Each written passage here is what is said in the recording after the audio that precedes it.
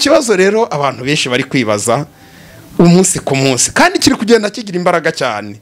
Ikibazo giti ese koko ni ngombwa ko umuyobozi w'itorero cyangwa se mwiyobokamana uyoboye ushumbye intama agomba kuba afite lisansi cyangwa se afite impamyabumenyi ya siyanse mu bumenyi bw'isi? Niba atarize ubumenyi bw'isi akaba afite umwuka wera w'Imana, akaba afite impano y'Imana, umuhamagaro w'Imana, ati oya uwo ntayobore ntihayobora bize, kugera ku rwego haza n'abantu badafite n'umwuka wera bakaba bayobora kuko bibitseho ya lisansi mu bumenyi bw'isi. Icyo gitangeho umucyo nacyo, niba abantu bajya kwiga hakiri kare, ejo abantu batazabura uko bakorera Imana. Systeme y'ijuru na systeme y'isi ni ibintu bibiri bihabanye. Reka mvuge ijambo, Imana si ikirebaho. Niyo mvuze ngo Imana ntabwo ihamagara abakomeye, ahubwo ikomeza abo yahamagaye. Hari ikintu kimaze kuba mu isi cyitwa teologiya, kandi kimaze kugira imbaraga ku isi cyane. Teologiya ku ruhande rumwe hari ibyiza ifite, ku rundi ruhande hari ibibi byinshi ifite. Ibyiza ifite ni bikeya, ibi ifite ni byinshi. Kandi mu bintu byagiye binaniza itorero kuva kera ni SCIENCE na PHILOSOPHIE. Akigishamo ko nta muntu ukwiye kuvuga irindi dini ngenzi rye, niba ndi pastor nkandi bishop, nta muntu wemeye kuvuga no gukora ku myizerere y'undi muntu wari we wese. Yego, ngo ni ubyemerewe. Mbega ibi tuba turi gukora ni sakirirego. Ibi jewe mba ndi kuvuga ni sakirirego mba ndi gukora. Nukuri niyo mpamvu muri bya 17 bigize bigaragaza isho y'idini n'ibindi 17 bigize itorero cyo bigaragaza isho y'itorero, twagaragaje kimwe kivuga ngo idini rivanga ukuri n'ikinyoma, itorero rivuga ukuri gusa. Ndibaza umuntu ufite umwuka wera w'Imana ahamagawe n'Imana kandi afite impano z'Imana muri we, aramutse atafite ayo mashuri ya siyanse akaba ari mu murimo w'Imana ashumbye, ni yihe ngaruka byagira mu ntama kuba adafite iyo siyanse kandi afite umwuka wera? Hari ingaruka byagira? Systeme y'isi, systeme y'isi iyobowe na siyanse. Siyanse ubu niyo Mana isigaye mu isi. None mu itorero bajya kwiga iki kugira ngo babashe kuvuga ubutumwa? Bayobozi b'amadini ya Gikristo, nagira ngo mabwire ngo mureke gufata ibintu by'Iyobokamana ngo muvange n'ibya politiki, mubivange n'ibyo muri siyansi. Muyobozi itorero ubwenge bw'Imana ari we Kristo, kandi mumwemerere ari we uyobora. Gusenga everyday, gusenga buri munsi. Nusenga uzanesha, nunanigwa gusenga uzaneshwa. Senga. Dushimiye Imana y'Umwami wacu Yesu Kristo ko ikomeje kuturinda umunsi ku munsi, niyo iduha kubaho, niyo iduha kugubwa neza.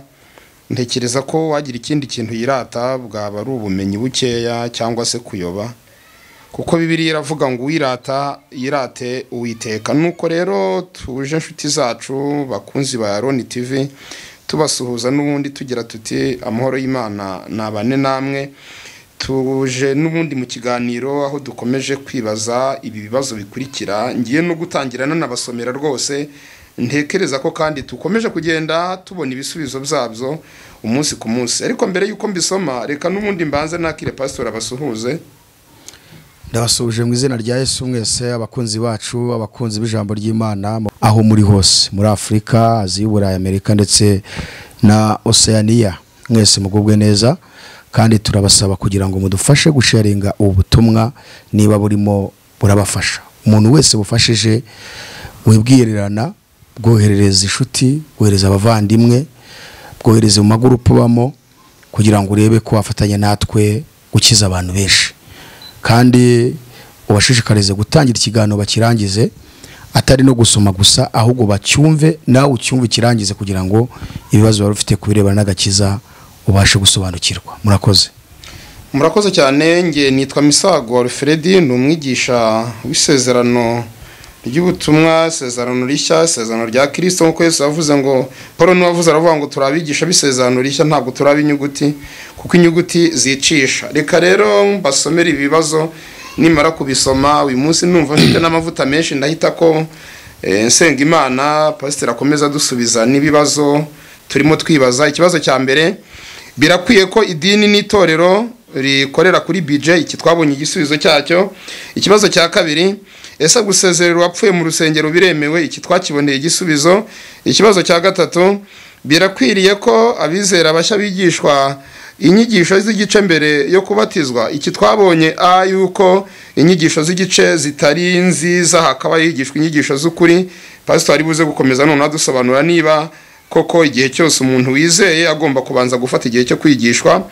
Ikibazo cya kane, gatanu, umuyobozi w'itorero ni ngombwa ko agira escort zigenda zimurinze? Gatandatu, birakwiye ko itorero rigira ibyibo by'amaturo hakaburamo icyo gufasha abakene? Karindwi, ni ngombwa ko akoze icyaha wese yihanira mu kukarubanda cyangwa mu ruhame? Umunani, ni ibihe byaga itorero ryagira ryarimo kwitegura ameza y'umwami agasubikwa? Icyenda, birakwiye ko umukobwa agumirwa atarabuze abamurambagiza kuko bamusaba kubana badakoze ubukwe mu rusengero? Icumi, birakwiye ko umukobwa yanga umusore kuko badahuje idini cyangwa umusore akanga umukobwa bapfa idini? Ni ibibazo turi kugenda twibaza kandi dushakira ibisubizo. Pasitoro, mu kiganiro cy'ubushize wadusobanura iby'inyigisho z'igice zigenda zigaragara hirya no hino. Mu bantu batabashije gukurikira ikiganiro cyabanje, ubwo bakireba noneho bakamenya inyigisho z'igice niba koko zemewe, uretse ko icyo twabonye cyo nuko zitemewe. Barakibaza batese niba koko kwigishwa inyigisho z'ukuri ari byo byiza. Ese igihe cyose umuntu aje kwizera Yesu Kristo ni ngombwa ko abanza kwigishwa mbere yuko abatizwa, cyangwa se biranashoboka ko umuntu yaza kwizera akabatizwa akazigishwa nyuma? Icyo nicyo ugiye guheraho ukaza gukomeza usubiza n'ibindi biraza gukurikiraho. Nibyo bushize twatugusubiza icyo kibazo cya gatatu, ariko bigaragara ko gifite A na B. Twabonye ari gusobanura ikintu cyitwa inyigisho z'igice izarizo. Hanyuma B, icyo gihe ndibuka twanabonye ko izo nyigisho amadini yazishyizeho mu buryo kwerekana igihe zigishirizwa, ngo ni igihe umukristo amaze kwizera ndetse n'igihe bateguriye azabatirizwaho. Ubwo ni ukuvuga ngo ni inyigisho zitangwa hagati yo kwizera no kubatizwa. None rero B ni ugusobanura ese ubundi umukristo umaze kwizera, wa wundi ubwirijwe ubutumwa bwiza kwizera akakira umwami n'umukiza w'ubugingo bwe, ni ngombwa kubanza kumufatira icyo gihe cyose cyo kumwigisha. Ko twabonye ko amadini agenda ashyira igihe gitandukanye bitewe na discipline zabo. Cyane nk'amadini ya Pentecote, mu idini ryanjye nahozemo kera bari bafite amezi 3 niyo bigishaga bakabatiza. Hari n'abandi bo bashyiraho n'umwaka n'amezi 6 gutyo bitewe na discipline yabo bashyizeho. Ese birakwiriye ko umukristo koko mbere yuko abatizwa abanza kwigishwa ngo inyigisho z'igice? Nubwo twabonye ko bitemewe, reka tuzite inyigisho zuzuye gufata icyo gihe. Ndagisubiza byihuse nifashishije Bibiliya. Ngiye kwerekana abantu babiri muri Bibiliya. Yego. Hanyuma nerekane shatse na Shyono wa gatatu. Bize bahita babatizwa batigize. Mu yandi magambo bo ntabwo bigeze bafata icyo gihe cyo kwigishwa. Umugabo witwa Paulo, igitabo cy'ibyakozwe n'intumwa, yari Sawuli. Yego. Ibyakozwe n'intumwa igice cya 9. Igice cya 9 umurongo wa 1 haravuze ngo, ariko Sawuli akomeza ukangisha abigishwa b'umwami ko bicwa.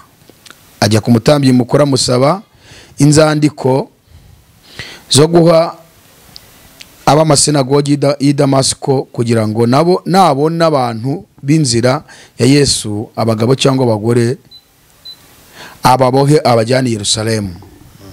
Akigenda yenda gusohora i Damasiko, umucyo uramutungura uvuye mu ijuru uramugota. Agwa hasi, yumva ijwi rimubaza riti, Sawuli, Sawuli, undenganiriza iki? Aramubaza ati, urinde mwami? Nawe ati, ndi Yesu urenganya.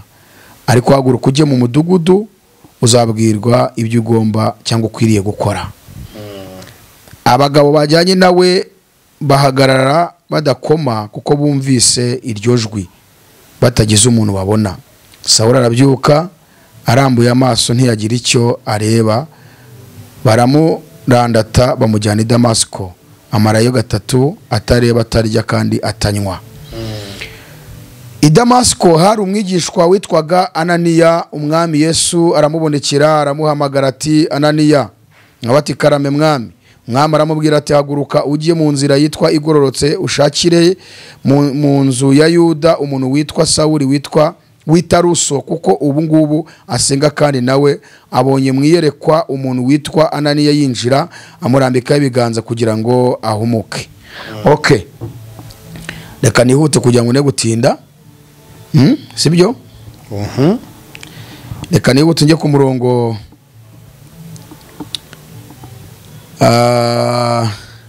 murongo wa 17. Tujye ku murongo wa 17. Ananiya aragenda yinjira mu nzu amurambika ibiganza aramubwira ati Sawuli mwene data, umwami Yesu wakubonekereye mu nzira waturutsemo arantumye ngo uwumuke wuzure umwuka wera. Uwo mwanya bisa n'imboranyi biva ku maso ye, arahumuka arahaguruka arabatizwa. Ariko kantu arahumuka arahumuka baranamubatiza arabatizwa. Uwo ni Pawulo ari we Sawuli. Aho uze kutubwira niba yaba ataravuyemo umwigisha mwiza kuko wenda yahise akaba abatizwa atariga. Turabireba. Ni iminsi 3 yibere kumwe na Yesu yaramuteye ubuhumyi. Abanza ari we wenyine nta wundi uri bubone. Reka nze mwereka mbere ku wundi. Wundi urabona muri Bibiliya. Reka niwute mbisome kugira ngo tubirangize abatwe kwatinda. Byakozwe n'intumwa 10. Hari undi wabatijwe nawe. Byakozwe n'intumwa 10 umurongo wa 44 giza 46 cyangwa na 7. Yego. Reka ngeze no8 nibyo byiza. Petero akivuga ibyo umwuka wera amanukira abumvise ayo magambo bose. Abizeye bo mu bakebwe bajyanye na Petero barumirwa bose, kuko n'abanyamahanga nabo bahawe umwuka wera akaba basutsweho. Kuko bumvise bavuga izindi ndimi bahimbaza Imana. Maze Petero arabaza ati abangaba bahawe umwuka wera nkatwe, ninde ubasha kubima amazi ngo batabatizwa? Ategeka ko babatizwa mu izina rya Yesu Kristo. Bahera ko baramwinginga ngo amare iminsi. Aba nabigishwa bo kwa Korneliyo. Hari umusirikare w'umuroma, abanyamahanga bamaze kumva ubutumwa Petero bazanye cyane rwose, uzi gusohoza iby'idini byose. Yirizaga ubusa, yakoraga imirimo myiza ufasha abakene n'imfubyi. Marayika aramusanga mu mafu yari Musa avuga ati gusenga kwawe n'imirimo yawe byazamukiye kuba urwibutso imbere y'Imana. Hari umugabo nshaka rero kutumaho akakumenyesha inzira y'ukuri, hanyuma nawe imirimo ukora ukazayihemberwa. Witwa Petero ari Yopa, mutumeho. Petero araza babwiriza inzira ya Yesu, mu gihe barimo gufashwa bayumva yandyo yuzuye barimo barayihabwa, ngo umwuka wera baramanutse abasutsweho bavuga izindi ndimi bahimbaza Imana. Petero ati abantu bakwiye no kubatizwa. Iki cyatuma tubima amazi nabo bahita babatirizwa aho ngaho. Ariko pastor, aho harimo kandi kantu wenda wafata umunota nk'umwe kugasobanurira abantu nako bakunze kwibazaho kurujijo kagendanye no kuba umuntu yakuzura umwuka wera kandi atarabatizwa mu mazi menshi. Aho ndumva aho ngaho baranuzuye umwuka wera bavuga no mu ndimi batabatizwa mu mazi menshi. N'igihe abantu baba bavuga bati rwose umuntu utarabatizwa mu mazi menshi ngo ntiyakuzura umwuka wera. Sasa nukavugaho gato ubundi ubone gukomeza. Mbo Imana rero ifite imikorere yayo kandi ikorera igishakiye. Icyambere dusabwa no kwizera Yesu Kristo nk'umwami n'umukiza, tukamuha imitima yacu akayiyobora binyuze mu ijambo ry'Imana twizeye. Ikintu kirebana n'umubatizo w'umwuka wera no bushake bw'Imana, ntago ari ubushake bwacu. Igihe bikorera ni igihe bikorera cyayo, ntago tuzi ngo ibikorera igihe kiniki. Ishobora kukuzuza utarajya mu mazi, cyangwa ikakuzuza uri mu mazi, cyangwa ikakuzuza waravuye mu mazi. Rimwe na rimwe ahubwo urimo no kwigisha ijambo ry'Imana, ko tubona intumwa za Yesu zagiye zivuga ubutumwa kandi zitarahabwa umwuka wera. Yesu yafashe 70 arabohereza 2 baragenda bakora n'imirimo n'ibitangaza. Abadayimoni bakanabirukana, barabirukana. Kuko Yesu aravuga ati ngiyewe mbahaye ubutware ni mugende. Hari abantu Yesu ajyaho ubutware kandi n'uwo mwuka wera batarawuhabwa. Kinde muvuga ubutumwa bwiza, abantu bizere bakizwe. Urumva? Ahubwo keretse tujye gusobanura wenda akamaro k'umwuka wera n'icyacu. Tuzagira igihe tuzabigeraho. Icyo twaje kuvuga rero ni iki ngiki, nuko umwuka wera ni Imana uwugena twebwe. Niyo mpamvu benshi bawushaka bakaba basigaye bajya kuwuhiga mu bapfumu bakabaha imyuka mibi ngo ni umwuka wera no kwiga kuvuga indimi kuko byarabagoye gutegereza Imana kandi bibagora no kuba inshuti n'Imana kugira ngo Imana iwubahe kuko Imana ntiyaguha utaraba inshuti nayo by'ukuri ngo mu bishuti koko uyoborwa n'ijambo ry'Imana udakebakeba ugira ukuri muri wowe yabona rero atawubonye kandi afite inyota yo komeza kubeshya utuntu ngo abeshye akaba ati ndawushaka ahandi so rero kubireba no kuzuza umwuka wera abantu iyo ni Imana ibigena igihe cyayo igishakiye nta formule bigira. Yes. Tubonye rero uyu witwa Sawuli abatizwa n'uwitwa Ananiya umukristo usanzwe ibereye mu rugo iwe Yesu aramusanga uyu munsi umupasiteri niwe ubatiza iyo ningingo tuzagarukaho nayo pasiteri niwe ubatiza bishop niwe ukwiye kubatiza rega niwe wabisigiwe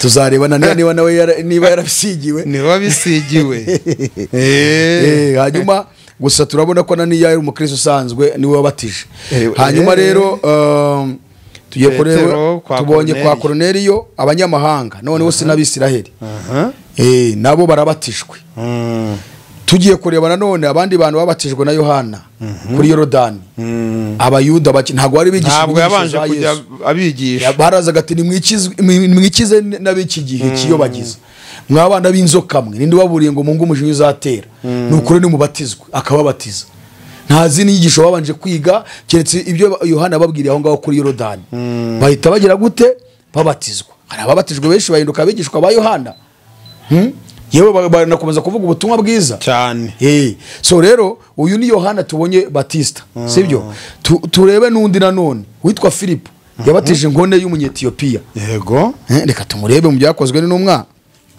twumve byagenze biti bya Filipo inkone yabatiza inkone ntiyabanje kuyicaza nk'amezi abiri ko mwari bagireka kunsetsa kuyicaza amezi abiri kwasanga ari uko nta nsengero bagiraga babanza kubigishiriza muri ya siyo mpamvu urusengero rwari ruhari ibyakozwe n'intumwa 8:26 no dusanga ayo magambo haravuze ngo bukeye marayika w'umwami Imana abwira Filipo ati haguruka ugane ikusi ugere mu nzira imanuka ivi Yerusalemu igana Gaza ya yindi ica mu butayu arahaguruka aragenda nuko haza umunyetiyopiya w'inkone umutware n'umunyabyuma w'ibintu byose bya Kandake umugabekazi w'abanyetiyopiya yari yaragiye Yerusalemu gusenga yasubiragayo yicaye mu igare rye asoma igitabo cy'umuhanuzi Yesaya Mwuka wera abwira Filipo ati sanga ririya gare ujyane naryo Filipo arirukanka yumva asoma igitabo cy'umuhanuzi Yesaya aramuza ati ibyo usoma ibyo urabyumva undi ati nabibasha nte nabonye ubinsobanurira yinginga Filipo ngo yurire bicarane ibyo yasomaga mu byanditswe byari ibi ngo yajyanywe nk'intama bajyana mu ibagiro kandi nk'uko umwana w'intama acecekera imbere y'uwakemura ubwoya niko atabumbuye akanwa ke ubwo yacishwaga bugufi urubanza rwari rumukwiriye barumukuyeho umuryango we uzamenyekana ute ko ubugingo bwe bukuwe mu isi kanihute ne gusoma byinshi 36 baravuze ngo bakigenda mu nzira bagera ku mazi iyo nkoni iramubaza iti dore amazi ikimbuza kubatizwa n'iki Filipo arayisubiza ati niba wizeye mu mutima wawe wose birashoboka nayiti nizeye Yesu Kristo ko ari umwana w'Imana yego itegeka ko bahagarika igare baramanukana bajya mu mazi bombi Filipo n'inkone arayibatiza bavuye muri ayo mazi umwuka w'Imana ajyana Filipo inkone ntiyasubira kumubona nuko ikomeza kugenda inezerewe amen ibirabatijwe yesi inkone y'umunyetiyopiya ndetse n'abacukumbura mu mateka y'itorero bagaragaza ko inkone y'umunyetiyopiya yaragejeje ubutumwa muri Etiyopiya niyo yabugejejeyo yarizeye mu mutima yanabyivuye nta gihe cy'igice cyabaye igikomeye kirimo Filipo namaje ati urizeye waranongera ati nge nizeye mu mutima ko Yesu Kristo ari umwami n'umukiza none se niki kimbuza kubatizwa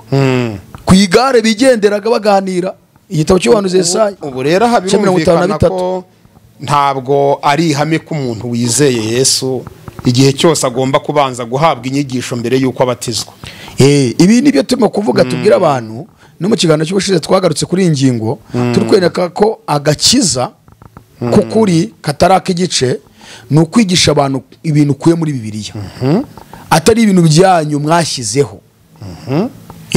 Iyo mubishyizeho mwamuvangiye Yesu. Uyu muntu ko yigishijwe ubutumwa bwiza ntabatijwe, ese bimuhesheje kuba yarimbuka ko abatijwe uwo munsi? Ahubwo twaravuze ngo ubutumwa bwiza bw'ubwami bw'Imana yandyo yuzuye yuhaye umuntu niyo wayimuha rimwe gusa ubuzima bwe butabugenda neza. Yego, bivuga ngo Filipo yigishije iyi nkone ayiha ubutumwa iryo yuzuye, yita yumva harimo byose, yita yumva byose birimo. Kwizera yumva kurazamutse, araje ati none se niki kimbuza kubatizwa? Undi ati niba wizeye no problem. Aravuga ati ndizeye Kristo ko ari umwami n'umukiza w'ubugingo bwanjye. Okay, hagarika igare ati batiza nanjye nibatirizwe. Arabatizwa. Uko niko kwa Korneliyo byagenze, bamaze guhabwa inyigisho yuzuye, indyo yuzuye, imitima yabo koko yakiriye, umwuka wera ati ibintu sinabyihanganira. Aba basutsweho. Bari kutwereka ababatijwe babanje guhabwa umwuka wera, bari kutwereka n'uwabatijwe atarahabwa umwuka wera. Ibyo byose Imana irabyemera.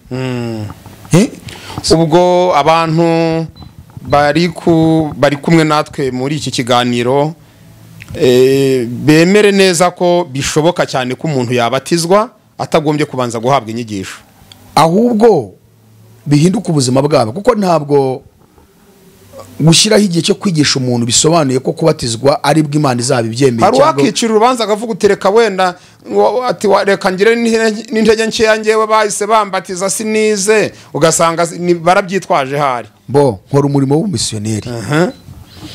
Imana nibyo yampamagariye, kandi ngenda mfasha abantu benshi hirya no hino mu bihugu bitandukanye.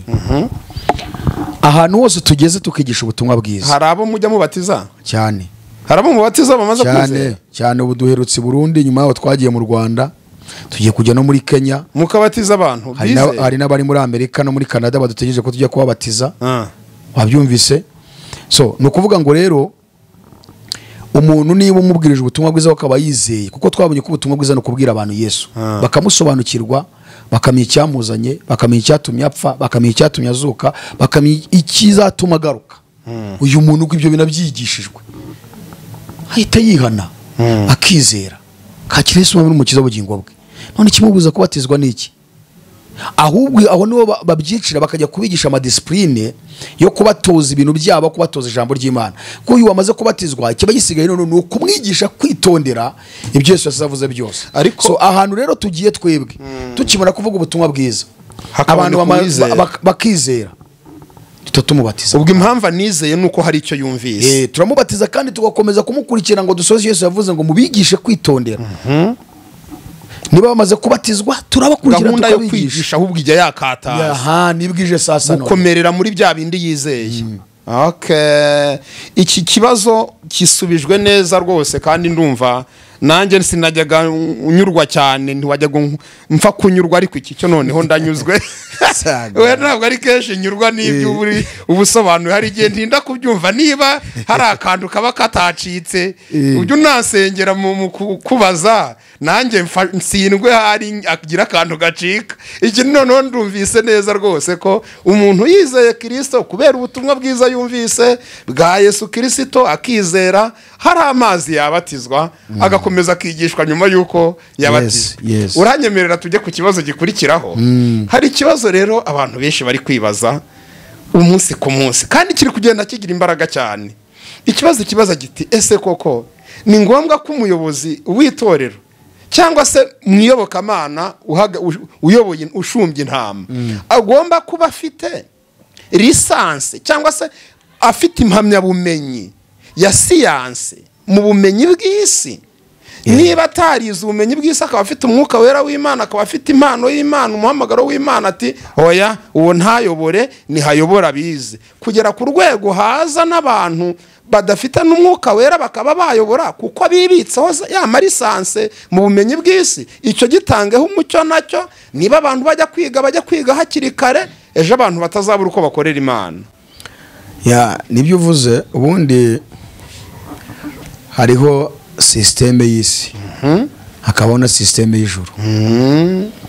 kandi biriya wese yavuze ngo ko ibyo bihabanye rwose. Birahabanye. Sisiteme y'ijuru na sisiteme y'isi ni ibintu bibiri bihabanye. Reka mvuge iri jambo. Ubundi Imana ntabwo ihamagara abakomeye, ahubwo ikomeza abo yahamagaye. Ndasubiramo iri jambo. Imana ntabwo ihamagara abakomeye bo mu isi, nubwo nabo bamwe batoranywa bagahabwa agakiza, kuko umuhamagaro ugizwe n'imihamagaro ibiri. Hari guhamagarirwa kwizera umwami Yesu ugakizwa kugira ngo uzabone ubugingo buhoraho. Yego wa kabiri. Hari n'umuhamagaro wa kabiri wo gukorera Imana, kuvuga ubutumwa bwiza cyangwa gukora indi mirimo runaka. Utamisobanura ko Pawulo yaravuze ngo Imana yatoranije abakomeye bo mu isi kugira ngo ikoze isoni. ngo Imana ngo kuko abakomeye bo mu isi bahamagawe ari bake. Ntabwo Imana yatoranyije aboroheje bo mu isi n'ibinyantege nke. Ariko iryo somo warisoma. Uretse gatoya kuko niho ndi buje. Uri dusomere ariko. Niho ndi buje kuko ni naho ngiye kwifashisha cyane mu rwego rukomeye gusobanura icyo kintu. Ni ukuvuga ngo Imana ntabwo ihamagara abantu bakomeye ku bwa siyansi. Iyo tuvuga siyansi turavuga imyigire yose abantu biga hano muri iyi si, ubwenge bw'isi. Bibiliya ibwita ubwenge bw'isi, ariko hari naho agaragaza ko ari ubumenyi bw'isi, sibyo? Ni ukuvuga ngo Imana si ikirebaho. Niyo mpamvu mvuze ngo Imana ntabwo ihamagara abakomeye, ahubwo ikomeza abo yahamagaye. Hari ikintu kimaze kuba mu isi cyitwa teologiya, kandi kimaze kugira imbaraga ku isi cyane. Teologiya ku ruhande rumwe hari ibyiza ifite, ku rundi ruhande hari ibibi byinshi ifite. Ibyiza ifite ni bikeya, ibi ifite ni byinshi buriya. Kubera ko teologiya ikubiyemo ikintu cyitwa filosofi na siyansi. Kandi mu bintu byagiye binaniza itorero kuva kera ni siyansi na filosofi. N'uyu munsi urabona ko ari byo bifite imbaraga mu madini yose ya Gikristo. Kuko abantu benshi bashaka kwigisha Imana iri fizikali, bakirengagiza ko ari n'Imana y'umwuka idafatika. Hakaba abandi bashaka kwigisha muri filosofi Imana idafatika, ariko bakirengagiza ko ari Imana ifatika. Aho hose Imana irahaba. Niyo mpamvu yahindutse umuntu iza kubana natwe kugira ngo ibone kwidukiza rwose. Urumva? Kandi Pawulo yandikiye Abaroma igice cya mbere umurongo wa 18 na 19 aravuga ngo umujinya w'Imana wishurwa uva mu ijuru ubyukirijwe ubugome no gukiranirwa by'abantu byose bashikamiza ukuri gukiranirwa kwabo. Ngo kuko bigaragara ko bazi Imana, kandi Imana akaba ari y'ubwayo yabayishuriye ubwo bwenge. Ngo kuko ibitaboneka byayo ari byo ubasha bwayo buhoraho. Iri jambo ryo ndashaka cyane. Kuko ibitaboneka byayo ari byo ubasha bwayo buhoraho n'ubumana bwayo bigaragara neza uhereka kuremwa ku isi, bigaragazwa n'ibyo yaremye kugira ngo batazagira icyo kwireguza. Ni ukuvuga ngo ububasha bw'Imana n'ubumana bw'Imana bigaragazwa n'ibyo yaremye. Egare, ni ukuvuga ngo ukibona iby'Imana yaremye menya ko Imana ifatika. Byarangiye, irafatika kuko ibyo yaremye bigaragaza imbaraga zayo, bigaragaza n'ububasha bwayo. Siyansi rero ivuga ko ibintu byose bidafite fact bigaragara, icyo kintu ntiwakivuga ngo siyansi cyemere. Filosofi nayo ikavuga yuko kwigisha ibintu bifatika ntabwo filosofi byemera. Shaka ibintu bidafatika byo mu mwuka. Ibyo bintu uko ari bibiri nibyo bigaruka cyane muri teologiya yatangijwe n'abajesuiti. Ntabwo twebwe ntabwo twakwiga Imana ngo tuyimenye. So rero iyi systeme abajesuiti iyo tugiye gucukumbura ibyabo tuzi ko n'igisirikare cy'Iroma kwa Papa Vatican, kandi tuzi n'igihe cyashyiriweho n'intego bari bafite kurwanya iyobokamana rizima ry'abaprotestanti. Ubwo bari bahagurutse ubwa Martin Luther mu 1517. Urumva? Katolika bashyiraho bitangijwe n'umugabo witwa Inyasi. Aniho watangije umuryango, ariko intego ngari kugira ngo bagarure abaprotestanti muri Katolika. Niyo batanagarutse ngo bajye bateranira muri za kiliziya, bahindura imyigishirize bagaruke mu nyigisho za kiliziya Gatolika, arizo bigisha abantu. Abajesuiti rero barakwiriye ahantu hose ku isi, bari mu madini, bari mu matorero yose binjiyemo. Rimwe na rimwe asanga umwe ni bishop ni na apostle, kandi yaratangiye gutya yorobetse kumbi kubera ubwenge bafite, kuko bagaragara mu bintu byose, mu mirimo yo mu isi, muri iyo siyanse bayirimo. Za filozofi babirimo barabyivugira, muri agronome barimo, muri religion barimo cyane, ho bafite imbaraga nyinshi, muri politike bari mu bintu byinshi cyane. None uyu muntu winjiye rero mu idini yawe watangije afite ubwo bwenge bungana gutyo, kugira ngo uzabashe kunanirwa kumuzamura ngo umuhe umwanya wo hejuru biragoye. Uyu muntu aje ari umukristo usanzwe ariko afite intego yaratumwe. Nagera hejuru ukamuhindura paseri kubera ubwenge afite, uzamutuma kuvuganira muri leta. Nagerayo azava ati rero ndimo kubona ibintu by'akaduruvayimo hariya, birakeneye ko abantu bose biga, bagomba kuyobora itorero, bagomba kuba bagize gute, barize, kuba bafite nibuza masters muri science, kumenyi bw'isi. Niba atayifite agomba kuba afite masters theology. Kandi kurikije uko bisobanuye numvise inkomoko ya theology ari nk'igitero cyaje kurwanya iyobokamana, ahubwo cyagira icyo kifa. Ntabwo ari ahubwo ni igitero. Ni igitero cyaje kurwanya iyobokamana. Urumva? Noneho rero uyu muntu niba abibwiye leta ati bari bakora amakosa tunutu kubera ko batize, dukeneye abantu bize, niba atarize amashuri y'isi ariko niyiga teologiya, kuko wowe ngo wazi teologiya ukuntu yangiza mu mutwe. Nimpamvu ati niba adafite ayise ariko mumuhereze no kwiga aya teologiya aminuza. Muri teologiya rero, muri izo siyanse na filosofi bigisha harimo no kwigisha ibintu birebana no kumvira ubutegetsi bw'isi, mbega bakabigisha gukunda ibihugu, bakabigisha mbega mugasohoka muri n'abanyapolitike mu rwego rwo hejuru. Hari umuntu umwe muri iki gihugu nigeze kumva ngo yaravuze ngo ngiye ngushoje ngo amashuri 6 ya teologiya, ngo ubu ngubu nayobora n'igihugu. Ariko avuga nta yandi mashuri yize, yarize primaire, ndibwira ko ndasiziye mu ntiyagezemo primaire, siziye mu primaire ntabwo yagezemo, ariko asoje wa 6 nanone wanuza wa theology. Kandi noneho akaba arimo kuvuga ati ngiyewe igihugu none nanakiyobora. Urumva theology binizanira abantu, urumva ko na politique bayigishamo, yewe bigishamo nibirebana na leadership, uburyo bw'imiyoborere, bakigishamo ibintu bya comptabilité, bakigishamo uko amadini yatangiye, nuko abantu bagomba gukunda idini, ko buri wese agomba kugira aho abarizwa, n'ibindi byinshi. Bakigishamo ko nta muntu ukwiye kuvuga irindi dini ngenzi rye, niba ndi pastor nka ndi bishop, nta muntu wemeye kuvuga no gukora ku myizerere y'undi muntu uwo ari we wese. Yego, ngo ni ubyemerewe. Mbega ibi tuba turi gukora ni sakirirego. Ibi jewe mba ndi kuvuga ni sakirirego mba ndi gukora kuba teologiya. Ubu watandukiriye kuba teologiya. Ni ukuvuga ngo teologiya yigisha ko nta muntu n'umwe ukwiriye kwinjira imyizerere y'undi. Ni ugufatana n'umwana mwese mugashyira hamwe. Mvuge ni katolike yarayobye, muzi sakirirego. Mvuge ni Zeni Temple ifite ibintu by'ubuvangirwa ibi n'ibi. Mvuge ni ADPR sakirirego. Murekera imyizerere ye, nawe ugumane yawe, abari kuyobya bareka ajye kubarimbura, nawe abawe ujye kubarimbura cyangwa uzabajyane mu ijuru. Bikaba nka bya bivuga ngaho ni ukubuza intumwa za Kristo kuvuga ubutumwa bwiza no kwerekana ukuri. Ni mpamvu muri bya 17 bigize bigaragaza ishusho y'idini, n'ibindi 17 bigize itorero cyo bigaragaza ishusho y'itorero, twagaragaje kimwe kivuga ngo idini rivanga ukuri n'ikinyoma, itorero rivuga ukuri gusa. Ntabwo wemerewe kuvuga ukuri kuzuye. Ubwo si nk'isoko yaba yizana amazi se meza n'amabi, kandi Yesu yaravuze ko bigoye ko bya kwisoko imwe yavamwe amazi meza ikavamo na ya nuko idini rimeze, biba bimeze nk'amahano hari. Yes, nuko idini rimeze. So no nukuvuga ngo iki kintu mu idini ho biremewe kugomba kuyobora abo uyoboye cyangwa kwigisha ijambo ry'Imana ufite lisansi cyangwa sema cyangwa ufite maîtrise cyangwa ufite doctorat cyangwa ufite professora muri theology cyangwa se mu mashuri ya science y'isi. Idini ryo ugomba kubyubahiriza. Ni mpamvu muri katolike nta muntu ushobora kuba padiri atageze nibuza nko ku rwego rwa adafite nka lisansi muri theology. Mpamvu bajya kwiga seminaire zabo ya mbere ni ya kabiri. Lisansi ahubwo banza ari hafi.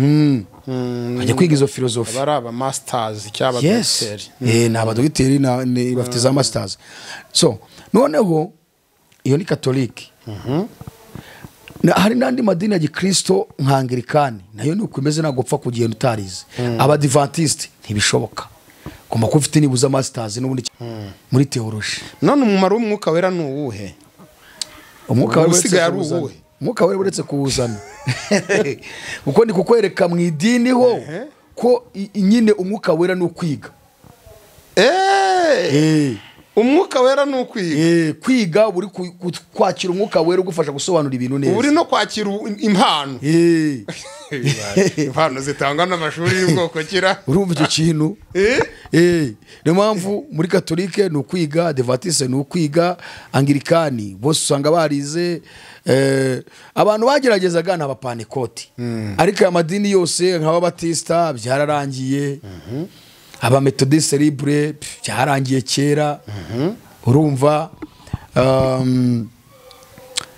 aya madini yari ya gipanekoti kiyewe nko kuri ADPR yo mu Rwanda, panekoti yo mu Rwanda, nuza ya hariya i Burundi sepebu, panekoti y'u Burundi, panekoti yo muri Kongo ho byapfuye kera cyane.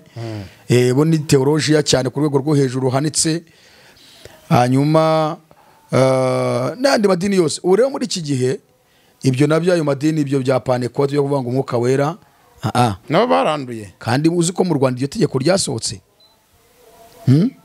Mu Rwanda itegeko ryarasohotse, nta muntu wemerewe na rimwe gushinga ministeri, gutangiza ministeri yivuga butumwa cyangwa se gushinga itorero adafite nibuza lisansi ya teologiya cyangwa lisansi ya siyansi. Ubwo abatarize se ntibazongera gukorera Imana mu mihamagaro itandukanye? Ntabwo bazongera. Mu Rwanda ubu umwuka wari gukorayo mu banyamadini cyangwa muri amadini ya gikristo ni umwuka w'amashuri. Ngira ngo muri ADPR warabibonye zo bundi iza yamaze gushyirwaho na RGB, Ezahenda Yizeye umuyobozi mukuru representa egare wa ADPR, yahise kubita bitwa abashumba bose, yaba abo turere yaba amaparuwasi, aturanyamo abantu bose barenga 400 bose batizi, kuko we yarize. Yabazize kutiga se? We yarize. Yabajije nyine bazize kutiga. Arangije ahita afata abantu bari barize, barabakristo, abaha ubwarimu, abandi abaha ubupasiteri, ariko abenshi ubu n'abarimu. Afata abize bari ku bupasiteri abaha ubushumba, ba reverandi, rya zina reverandi twavuze rikaze. Sinumva se kwiga akuraho uturere, ahindura amazina. No kwiga no kwiteganyiriza muri iki gihe. Hanyuma rero ubu abayoboye muri ADPR ni abantu bize, abatarize babasaza batangije umurimo, bagendaga mu misozi n'utugoma, bicaraga munsi y'iminyinya, bagendaga urugo ku rundi, batangiye bubaka inzu z'ibyatsi babyiniramo n'imbaraga zirimo bamenamo amazi bahimbaza umwami n'udupendo. Babandi bagiye bubaka inzu barahindura bashyiraho amabati, ariko mo imbere ari ibitaka gusa, bamenamo amazi, mwabyina ivumbi rikabatumukaho, bakubita ingoma n'agapendo. Abo bose ngo ninjije kandi ari bo bababyaje ubutumwa bwiza. Barangije ababyeyi babo bahindutse injije, kandi urwego bageze ari bo barubagijeho, nyamara ubujije babonye inyuma. Tekereza kuba mbyaye abana wenda sinize, nkabarera, nkahenga umushike, nkakubita hirya no hino, ngabana banje bige ayo mashuri ya siyansi, bamara kugera hejuru bati kira gisaza n'ikijiji ntago dukwiye kubana nacyo. Kandi ayo mashuri nge bayabigije. Ubujije bwatumye mbaha kwiga. Ni ngewe wavunitse ngo bige ayo mashuri, none babonye ko icyatumye biga ari ubujiji. Uko niko Ezahenda Yizeye yakoze. Urumva? Ariko aka kantu ndumva gakomeye, niyo mpamvu mva natuje cyane.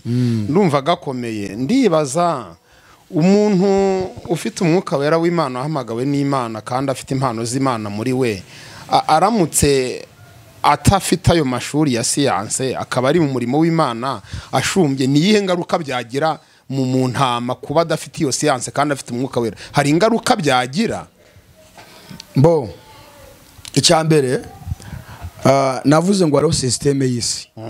Systeme y'isi iyobowe na siyanse. Siyanse ubu niyo mana isigaye mu isi. Hari imana yitwa Satani, hakaba yihishe mu kintu cyitwa siyanse. Ubundi siyanse yazanywe na Satani. Urumva? niyo mpamvu ugiye kureba isi uburyo iyobowemo n'ibiyigize n'iterambere rigezeho ni siyansi. Urumva, niyo mpamvu ikintu cyitwa siyansi ari ikintu gikomeye kiyoboye isi, haba muri tekinoloji ni siyansi, wabyumvise, mu iterambere ry'isi ni siyansi, muri politike ni siyansi. Aba bana bajya kwiga mu mashuri ya y'isi nibyo bahabwa gusa, bakabashyiramo porogaramu yo kubaporogaramu ngo bazagendere mu byo bababwiye. Amasomo twiga mu bihugu byacu amenshi ntabwo ari ibihugu biyategura, ategurwa mu bihugu by'Uburayi na za Amerika. Bakayazana bakayaduha, kumbe ni ukuduporogaramu kugira ngo tugendere kuri politike z'ibihugu byabo. None mu minsi izaza itegeko zarivuye bukuri iyo ngiyo dute turyumva vuba kuko twarabyigishijwe ibyabo. Niyo mpamvu twebwe iwacu tugaruka mu masomo matoya ngo kwiga umuco w'igihugu, kwiga amateka y'igihugu, ariko ibindi byose twiga ni amasomo ategurwa muri ibyo bihugu byateye imbere.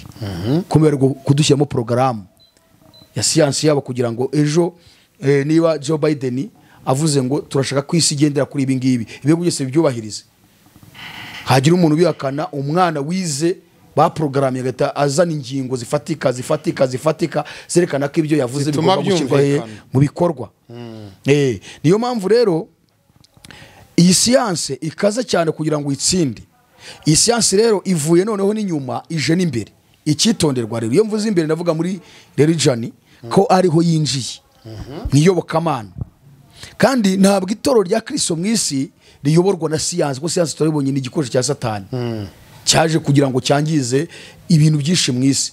Nubwo benshi bahita bavuga ati bizara bashobora kuntera amabuye ati urabyangije urabyishe, ngo cyaje kwangiza ibintu. Cyarabyangijije ariko hari n'ibyo cyakijije.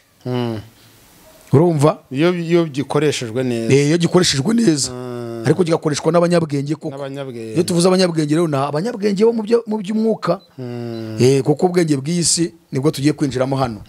Turebe icyo Pawulo yabuvuzeho. So ni ukuvuga iki rero?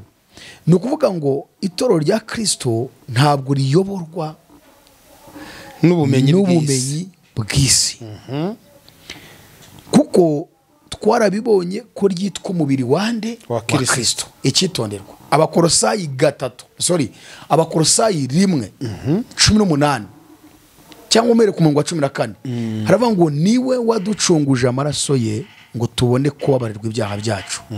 Ni nawe shusho y'Imana itaboneka, ni imfura mu byaremwe byose, kuko muri we arimo byose byaremewe, ari ibyo mu ijuru cyangwa ibyo mu isi, ibiboneka n'ibitaboneka, intebe z'ubwami n'ubwami bwose n'ubushobozi bwose. Niwe wabiremye byose, kandi rero ni nawe byose byaremewe. Yabanjirije byose kandi byose bibeshwaho nawe. No 18 akavuga ngo niwe mutwe w'umubiri, umubiri uvuzwe n'itorero. Bakongera bakavuga ngo niwe torero. Ahantu harakomeye rero. Ubwo itorero rya Kristo ryavuye bivuga ngo Yesu niwe mutwe w'itorero, akaba ari nawe torero. Shokozo kuki Yesu ari we mutwe w'itorero akaba n'itorero? Ni ukuvuga ngo ubu jewe jarika abantu mwebwe mu murankurikira mu ndeba, uyu mutwe utari hune mwamenye uwondi we. Cya kabiri, uku kumuvinga ibyose nigira byose, kuvuga uko ndambura amaboko n'amaguru kubera uyu mutwe. Ubwonko bukoresha ibi byose buri muri uyu mutwe. Bivuga ngo ubuzima bwanjye bw'ibindi bice byose ni ukubera umutwe. Yesu igituma ari uhinduka itorero nuko n'ubundi ubuzima bw'itorero ni Yesu. Impamvu bamwise ngo niwe mutwe w'itorero kandi niwe torero. None rero fata itorero ryitwa Yesu. Yesu mubwire ngo wanzuye kwiga amashuri y'isi. Yesu wavuye mu ijuru. Umwami w'ijuru n'isi n'iyanje n'amasoko. Waremye bya bindi Pawulo avuze mu Baroma 1:18. Hahandi batubwiye hari ijambo bavuze ngo umujinya w'Imana wishurwa uva mu ijuru byukirijwe ubugome no gukiranirwa by'abantu byose bashikamize kuri gukiranirwa kwabo, kuko bigaragara ko bazi Imana kandi Imana ubwayo akaba ariyo yabayishurirwa bwenge, ngo kuko ibitaboneka byayo ari byo basha bwabo buhoraho n'Imana bwayo bigaragara neza uhereko kuremwa ku isi, bigaragazwa n'ibyo yaremye kugira ngo batagira icyo kwireguza. Urumva, ni ukuvuga ngo ibi byose tubonesha amaso yacu y'umubiri byaremwe na Kristo. Ni nawe watangije itorero kandi nawe torero. None bya bintu tubona byaremwe na Yesu, tugasubira kubyiga. Tugasubira kubyiga amasomo yabyo dufashe ngo niyo tugiye kuyoboza Yesu. iri jambo mvuze ubu bararyumvise. Bya bindi Yesu yaremye, tugiye kwiga ibyo yaremye, tugira ubumenyi bwabyo, turabuzanye. Tubwiye Yesu ngo kugira ngo rero ubashe kutubwiriza ubutumwa banza ubyige nawe. mu gihe cya Yesu ngo intumwa ngo zarabwirije ngo zubika ibihugu mu buryo bw'ijambo ry'Imana, batangira kuvuga bataba abantu se ko tubazi baba barigiye abantu ngo humvikane, baravuga ngo aba bantu ngo twibutse ko babanaga na Yesu. Ni ikigaragaza ko Yesu ubwe niwe mwigisha ukomeye kubahamagaye ashaka ko bamukorera. Aguze atabo mwigisha, twe twabonye ko ari we torero. None mu itorero bajya kwiga iki kugira ngo babashe kuvuga ubutumwa? Kandi tubonye ko itorero ni Yesu. Itorero ni Yesu. None Yesu ajya kwiga si by'isi yaremye kugira ngo agaruke abwiriza abo yaremye? Ko wavuze ko siyansi ifite imbaraga, niba igiye kuganza Yesu arasigarana bande bamukorera bafite ihishurirwa bahabwa na Yesu, kubona siyansi nyine igiye gufata ijambo. Bisa ndagira ngo ahantu tubatinde cyane. Ntega amatwi unyumve. Bibiliya yavuze ngo Yesu niwe torero. Hari ukuntu tubyumva tukabyumva mu mubiri bitwumva uburemere bwacyo. Wowe urushaho gutura mu mubiri ukavuga ngo ariko abantu barahari. Ariko banza wumve ko Yesu ari we torero, kuko niwe mutwe w'iryo torero. Bivuga ngo ubuzima itorero rigomba kuba rifite ni ubuzima buturutse kuri Yesu. Uko ndi kwigira ni ukubera ubuzima buturutse mu bwonko. Uko ndi kuvuga ni ubuzima buturutse mu bwonko. Kurya kwanjye ni ubwonko, n'ibiki byose ni ubwonko. Kubwiriza ubutumwa bwiza ku itorero ni Yesu urimo kwibwiririza ubutumwa bwiza. Guhanura no kwerekwa no guhishurirwa muri leadership, kuyobora itorero ni Yesu urimo kuriyobora. None kibyo byose ari Yesu uri kubyikorera, ni gute tumubwira ngo banze uje kwiga siyansi kandi siyansi ari ukwiga ibyo yaremye ubwe? Ntabwo bishoboka, kuko Bibiliya agaruka avuga ngo itorero ni umubiri wa Yesu. Umukristo ku giti cye akaba urugingo rw'uwo mubiri. Bivuga ngo rero itorero ni Yesu nyine. Araho Pawulo avuga ngo si njyewe uriho ni Kristo uri muri njye. Ubwo kubwira Pawulo ati banza wige, nubwo nyine yari yarize na mbere, ariko ni nko kubwira Yesu ati Yesu uri muri Pawulo banza ujye kwiga ugira ubwenge. Yes. No kuvuga ngo rero nicyo ushatse kumvikanisha. Niba Yesu ari umutwe, itorero ryose muri rusange ku rwego rw'isi rikaba ari umubiri, uyu mubiri nyine. Hanyuma buri mu Kristo ku giti cye akaba urugingo. N'urutoki wenda cyangwa nagahera, ni igikumwe, n'ugutwi, n'izuru, n'umwenge umwe w'izuru, n'iryinyo n'iki. Urumva? Ubwo no kuvuga ngo byose ni Yesu rero. Yesu niba bavuze ngo pasiteri abanze mbere ko pasiteri agiye kwiga siyansi cyangwa se yige siyansi yo muri teologiya mu by'iyobokamana, ubu ni kubwira Yesu ngo genda ubanze wiga ibyo waremye, ubu ni kuza kwigisha ibyo waremye. Kuko umwuka ukoresha itorero ni umwuka wa Kristo. Ubwo ni Kristo urimo urakora rero sasa. None baravuze ngo ngewe woya uwo mwuka bo wihoreye, genda ahubwo ubanze wige. So ndashaka kuvuga gatoya, Pawulo ageze ahantu hitwa Ikorino. Ikorino ni umwe mu mijyi y'Makedoniya cyangwa se mu Bugiriki bw'uyu munsi, ku mugabane w'Uburayi. Pawulo niwe watangije itorero ry'Ikorino. Nyuma yaho arahava amaze umwaka n'amezi 6. Tubisoma mu gitabo cy'ibyakozwe n'Intumwa 18:11 ko yamaze umwaka n'amezi 6. Amaze kuhava itorero rinjirirwa. Abakorino rero cyangwa se abakristo b'Ikorino cyangwa Ikorino tubonye ko hari mu Bugiriki. Abagiriki ni bamwe mu bantu bazwi ku isi yose ku bintu by'amateka y'ubwenge kuri bo. Ubwo bumenyi, filozofi ni y'Abagiriki ubundi. Iyo bavuze filozofi jya wita wumva Abagiriki. Iyo bavuze imibare jya wita wumva Abagiriki. Mati ni Abagiriki. Bigeze n'igihe bagira n'igihe bayobora isi muri mu gihe cya Alexander Rogara. Urumva? Ni ukuvuga ngo iyi mibare dukoresha yazanywe n'Abagiriki. Niyo mpamvu ubona ku isi yose itagihinduka mu ndimi, ihora ari isa. Umva ubwenge bw'Umugiriki. Hari ubwo wari wabona kane itandukanye, isi byandikwa kimwe. Ubwo ni kane nyine. No mu Cyarabu yandikwa gutyo. Urumva ubwenge Umugiriki afite kuba yarakoze ikintu kidashobora guhindurwa mu ndimi zarizo zose, kigahora ari uko gisa. Filozofi niyo abagiriki nk'uko abigirwamana ukomeye abagiriki barawuzanye barakomeye cyane. Tekinike za leadership mu buyobozi muri politiki bari abahanga. Alexander yigaruye isi mu gihe gito cyane kandi ibihugu byose yageragamo. Yategekaga yuko bakihagera bakigarura icyo gihugu igisirikare cye cyose kirara mu bagore n'abakobwa bagahita babashaka bakababyaza abana bagahita bakura ari abana b'abagiriki bagahita bigishwa umuco w'igihugu umuco wa kigiriki bakigishwa ururimi rw'ikigiriki ibintu byose bagahita bagira abagiriki bakagenda bagwira ku isi yose. Urumva strategy bari bafite. None abakorino bari abanyabwenge ko bari abagiriki batangira kugenzura ubutumwa bwiza mu bwenge bwa kigiriki muri ya filozofi yabo muri ya mibare batangiye gutesha agaciro ubutumwa Pawulo avuga ati ibintu by'ibinyanege nkeye ibintu bidafite epfo na ruguru. Kristo arimo aravuga ibiki? Kristo ni ibiki ari kuvuga? Urumva noneho Pawulo aravuga ati kanze mbabwire rero. Pawulo yari umuhanga shari hano umugabo nkunda Pawulo nkikizwa na rwaya muru ya Pawulo. Ntacyo gera ikirenge mu cye yaranabivuze ati mugera ikirenge mu cyanya nkuko ndakigeze mu cyanya. Na rwaya muru ndavuga ni wama Pawulo nkabonana nawe nkamureba. Nyuma Imana irangabanyiriza kandi narayirwaye pe bimvuga ntago ari ibintu by'inuza. Naramukunze urukundo rurandinga ruranzonga. Funi uyu mugabo ni bwoko ki? Pawulo.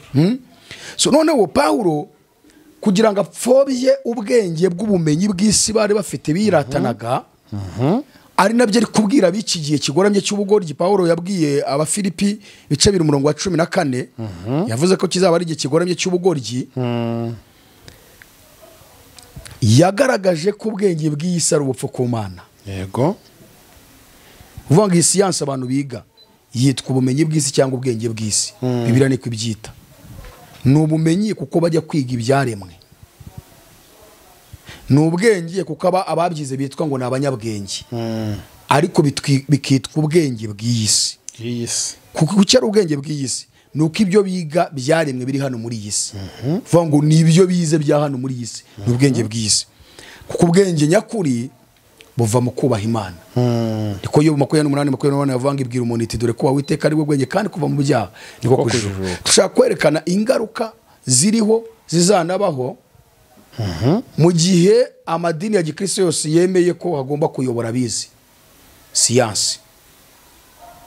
Ndabona ari byo biri kototera akaba ari nabo kandi bavuga iki ubutumwa bari bo babwiriza ngo nibo bafite ijambo nibo bafite kwigisha kandi nta bindi bigisha nyine nibwo bwenge bw'isi. So reka dusome rero aba bagira ikibanza kumva ibyo Pawulo ababwira babanza kubipinga arangije abandikira mu gice cya mbere urwandiko rwa mbere rw'Abakorinto igice cya mbere umurongo wa 18 ndageza ku murongo ndihuta ngeze ku murongo wa 31 haravuze ngo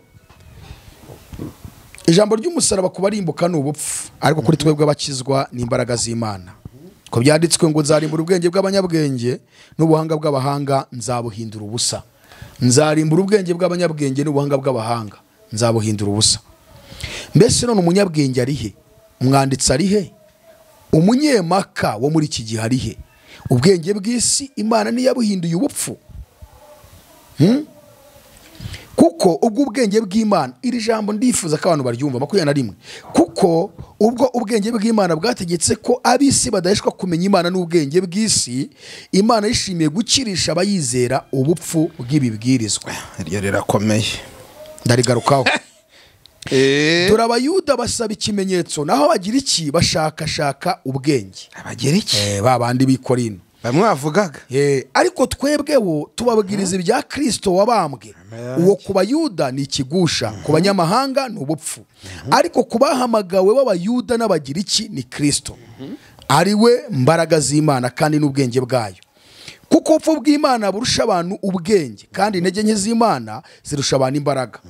Muzirikane guhamagarwa kwanyu bene data yuko ubwenge bw'abantu bahamagawe atari benshi n'abakomeye bahamagawe atari benshi n'imfura zahamagawe atari nyinshi ahubwo Imana yatoranije abaswa bo mu isi ngikoze isoni abanyabwenge kandi yatoranije ibinyantege nke byo mu isi ngikoze isoni bikomeye kandi nibyoroheje byo mu isi nibihinyurwa nibitariho Imana yabitoranije ngo ihindure ubusa ibiriho kugira ngo hatagira umuntu wirata imbere y'Imana. ijambo rikomeye kugira ngo hatagira umuntu wirata ngo narize ngo mfite ngiye kuba ndi kwigisha nk'abanyeganyeza mfite masters ndimundebe gutya mvuye kurangiriza muri Kenya kugira ngo hatagira uwirata nicyo ubwo yarashatse kuvuga ntabwo yirata ku bantu ahubwo n'uwirata ku Mana ati Mana urabona ko n'umuntu udasanzwe rero ndi intiti sindari nkandagira bitabo urumva ahita avuga ngo kugira ngo hatagira umuntu wirata imbere y'Imana niyo ibaha kuba muri Kristo Yesu waduhindukiye ubwenge buva ku Mana. Mvuga abantu bose bajya gushaka ubwenge bw'isi, ubwenge buva ku Mana niyo babushaka ko Kristo yaduhindukiye ubwenge buva ku Mana. Aba bishop, aba apostle, ba kibishop, ba padiri, ba monsenyeri, papa, uwo ari we wese uri gushakira kwamamaza ubutumwa bwiza no kuyobora abantu b'Imana mu bwenge bw'isi yamaze kwanga ubwenge buva ku Mana ari we Kristo. Bivuga ngo yamaze kugaragaza ko we nta bwenge afite. Niba adafite ubwenge rero ubwo nta Kristo afite muri we, kuko Yesu yaduhindukiye ubwenge buva ku Mana. None ngewe wamaze guhindukiye, Yesu yahindukiye ubwenge buva ku Mana, ndavuga ndi hoya kugira ngo mvuge ubutumwa ngomba gushaka ubwenge science. Ubwo bivuze ngo Kristo ntawe nyifite kuko niwe wari ubwenge bwanjye. Bivuze ngo rero buri wese uyoboye idini runaka abumvira politike z'ibihugu zirimo kubashyira iyo pressure, navugana abo ngabo bose nta Kristo bagifite. Ubwenge buva ku Mana ntabwo bagifite, bashaka kuyoboza bise ubwenge bw'isi science. Urumva hano tavuga ngo kugira ngo bibe nkuko byanditswe ngo wirata yirata Uwiteka. Sha mayibobo mu muhanda Imana ikayihamagara ikayihagarika imbere y'aba ministiri, y'abadepite, y'abasenateri, ikayihagarika imbere y'abameya, bameyazi bo mu turere n'imirenge n'ibiki byose ba gitifu, akavuga bose bakavuga ati kweri nibyo Imana igize bwira itorero ryo mu kinyejana cya 18 kuri Philadelphia.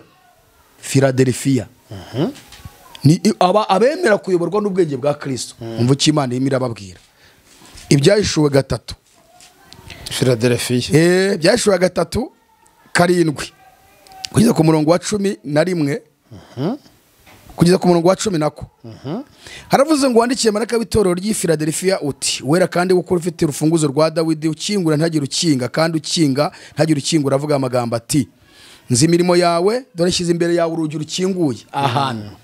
Nzi imirimo yawe, dore shyize imbere yawe urugi rukinguye kandi ntawe ubasha kurukinga kuko ufite imbaraga nke, nyamara ukitondera ijambo ryanjye ntiwihakane izina ryanjye. Dore nguhaye bamwe bo mu isinagogi ya Satani bita Abayuda nyamara atari bo, ahubwo ari abanyabinyoma. Iyi beya y'uyu murongo wa 9, dore nzabahata kuza bikubita imbere y'ibirenge byawe bamenye yuko nagukunze kuko witondera ijambo ryo kwihangana kwanjye, nanjye nzakurinda igihe cyo kugerageza kigiye kuza mu bihugu byose kugerageza abari mu isi. Icyo ni igihembo cy'abitondeye ijambo. Urumva ahantu iri jambo ngo dore nzabahata kuza bikubite imbere y'ibirenge byawe bamenye ko nagukunze. Mayibobo Imana ikayihamagara hariya hasi nta n'ishuri na rimwe, ikayikubita ubwenge bwayo bwitwa Kristo, ko Kristo niwe bwenge bw'Imana bwahishwe kandi niwe waduhindukiye ubwenge, kandi kabwiriza kandi ukabona abantu barafashijwe kandi uri umunyabwenge. Umva kandi ubwenge buva ku Mana nibwo bwenge buri naturere, kuko ubwo bwenge nibwo bwaremye iby'abantu bita ubwenge bw'isi. Ubwenge bw'Imana nibwo bwaremye ibi byose bajya gukoramo ngo ni science barimo bariga, bagaruka bise abanyabwenge.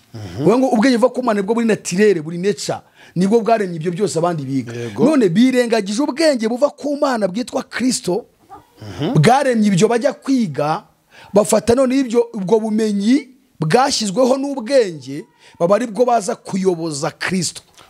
Ni nk'ikibumbano gihindukiye kikaza guhugura wakibumbye se? Yes. Uvuze neza cyane urumuhanga. Nkurikije ukuntu uri kubisobanura, ubwo byaba bimeze nk'umuntu wagize gutya akabumba ikibumbano akagiha forume runaka, none ejo kigahindukira kikaza guhugura wakibumbye. Ibi bintu uri kwibeshya, niko Satani yabikoze twabibonye mu ijuru.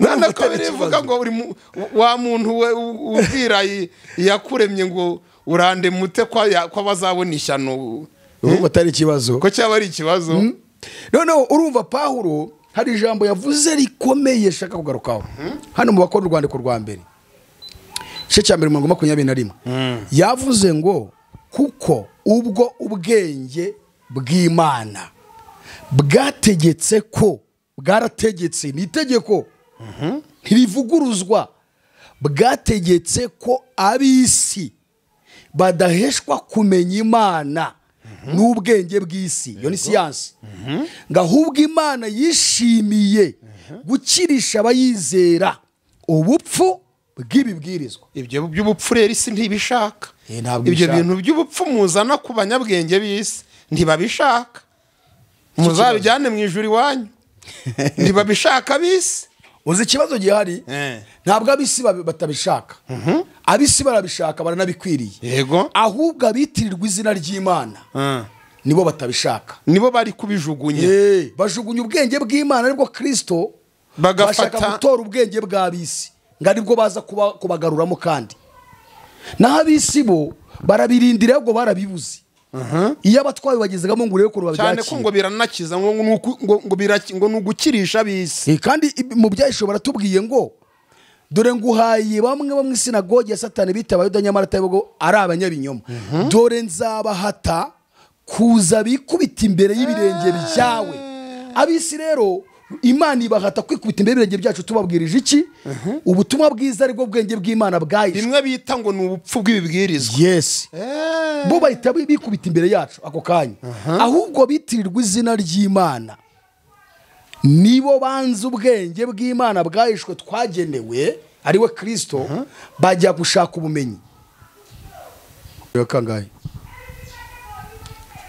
bajya gushaka iki ubumenyi urumva niyo mpamvu bumva ngo utagira ngo ibi byose mu Rwanda kandi vugira iwacu mu Rwanda bavuga ngo umuntu wese agomba kuba yarize kugira ngo ayobore idini runaka kugira ngo abwirize ubutumwa bwiza utagira ngo byazanywe na leta irarengana leta yihagaze ku byayo bya Kaisari ahubwo abo banyamadini nibo bagiye kwigira inshuti na leta bayereka ko amakosa akomeza kuba muri amatiku bahoramo ari ukubera abantu batize leta ati okay sha ntago twe twarabisobanukiye sha gute se ubundi umuntu ayobora abantu 100,000 atarizi kuko leta yo nyine ni science ibyo se bibaho ahubwo ubusaba bayobora ati harimo abantu bizi afite arimo abadogiteri bagasanga se hari icyo ryari ribaye riyoborwa nabo leta yo kuko nubundi ariyo ntego bagenderaho ni kwa Kaisari kuko ariyo systeme y'isi ahubwo birabatangaza byarabatangaje sha iri dini yanyu harimo abantu bize bangana iki ndagira ngo mubambwire ubuyobozi akavuga ati mubambwire mbumve n'amashuri bafite hanyuma umuntu utarize nibuza ngangize primaire mukicara akabayobora gusa n'iki yababwira kuko systeme y'isi yo nuko yigisha nuko iyoboye ugomba kuba warize okay mugende niyo mpamvu mudoza mu matiku muhora mu ntambara duhora dukemura ibintu muhagarike mushyiramo abantu bize urumva biturutse kuri babandi bitwaga ngo nibo bahagariye yoboka Mana kuko bataye Kristo ari we bwenge bw'Imana bwahishwe barangije bashaka ubumenyi bw'Isenga aribwo bayoboza itorero icyo kiri muri bya bintu bituma ridari itorero rikahinduka iki idini kuko nta Kristo bafite nose niba barimo gushaka ubumenyi bw'Isi kugira ngo bayobore itorero iyo ni ya organisation y'isi ibintu by'abantu bitari mu mwuka w'Imana uyu muntu ugiye kwiga theologia azaza ngayobore kandi benshi babyiga baraza bakanabivanga kandi bavuze ngo bizi ahubwo wa wundi ufite umwuka w'Imana kabona biyoboraga neza cyane kuko afite ubwenge buri nature buri naturere ariko hari umwigisha kandi mba Bibiliya warayihishuriwe uhabwa guhishurirwa ibirimo ubwo bwenge ubw'isi hari aho bwabuhuriye na bwa bwenge ba muri Yakobo 3:17 buvuga ngo yo reka tujye tunahasoma aho muri Yakobo 3 hari ubwenge numvise avuga ngo niba ari ubw'inyamaswa abantu ariko ngo avuga ngo n'ubw'ijuru uko babumeze yes uraje urebe ya makimbirane n'intambara ukubera ubwenge bw'isi ubwenge buva ku Mana uraje urebe icyo buzana kuko uretse usanga ya matorero mwita amatorero ari amadini kuko bihakanye umwami wabo ari we bwenge bw'Imana bwaje. Haturebera uhadusomera Yakobo tuzabutange n'inama n'umwanzuro dusoza ikiganiro. Yakobo 3:13 haravuze ngo Yakobo 3:13 haravuze ngo ninde muri mwe w'umunyabwenge kandi w'umuhanga niyerekanisha ingeso nziza imirimo ye afite ubugwaneza n'ubwenge. Yego. Ariko niba muhorana amakimbirane akaze mu mitima yanyu mugahorana intonganya ntimukabyiratane ngo mubeshyere ukuri. Ukuri kuvuzwe ni Yesu. Yesu niwe kuri. Bene ubwo bwenge si bwo bumanuka buvuye mu ijuru ahubwo n'ubw'isi n'ubw'inyamaswa abantu ndetse n'ubw'abadayimoni. Ni ukuvuga ngo ahantu hahora amakimbirane n'intonganya bafite ubwenge bw'isi bw'abadayimoni n'inyamaswa abantu. Urumva ni ubwenge buturuka ahantu hatatu: ni ubw'isi, inyamaswa abantu n'ubw'abadayimoni. Niyo mpamvu bahora amakimbirane. Ubwa Kristo, ubw'Imana ariko Kristo ntabwo bagifite, kuko baravuze ngo Kristo niwe waduhindukiye ubwenge bw'Imana. None bagiye kwerekana ubwenge buva ku Mana ubwo ari bwo rero ishusho yabo ibibuhatsi.